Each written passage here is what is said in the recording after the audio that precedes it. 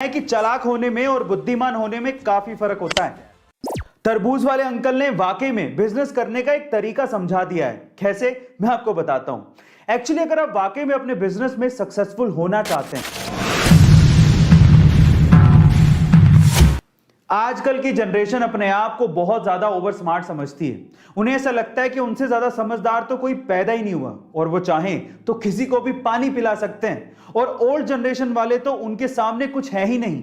अगर आप भी ऐसा सोचते हैं तो चलो एक कहानी सुनते हैं, उसके बाद फैसला करेंगे कि समझदार कौन है। तो हुआ कुछ यूं कि एक बूढ़ा सा आदमी अपने एक ठेले पे तरबूज बेच रहा था और उसके लिए उसने ठेले के सामने एक बोर्ड लगा रखा था और बोर्ड पे लिखा था एक तरबूज 30 रुपए का, लेकिन 3 तरबूज 100 रुपए के। ठीक है।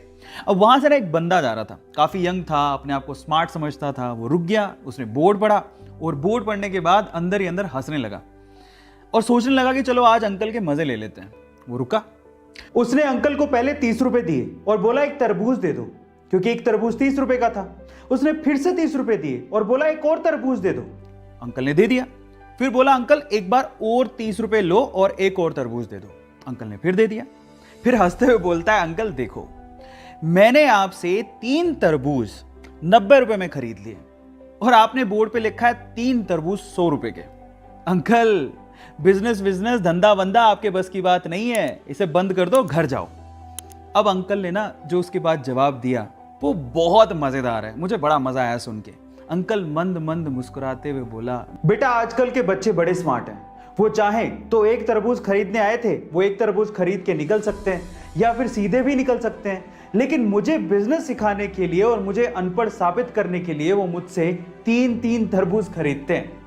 तरबूज वाले अंकल ने वाकई में बिजनेस करने का एक तरीका समझा दिया है। कैसे, मैं आपको बताता हूं। एक्चुअली अगर आप वाकई में अपने बिजनेस में सक्सेसफुल होना चाहते हैं और अगर आप ये चाहते हैं कि आपके कस्टमर आपसे लॉयल रहें, आपकी शॉप पर बार बार आते रहें और कहीं ना जाएं, तो एक चीज आप अपने दिमाग में डाल लीजिए।